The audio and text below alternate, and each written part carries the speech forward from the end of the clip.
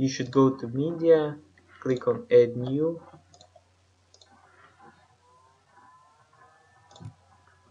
select any file from your computer,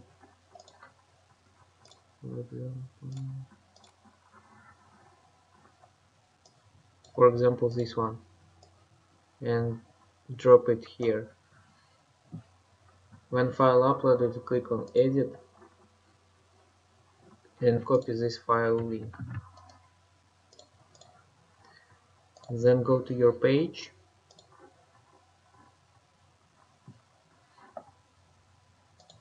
dashboard, pages, all pages. Here it is, download page, click on edit.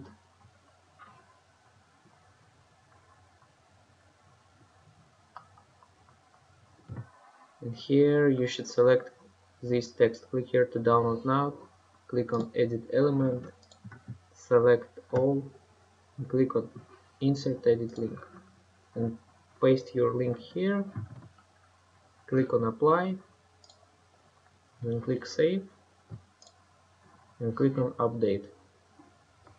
Same you can do for this picture. Click on edit element, paste link here, click on save, and update your website.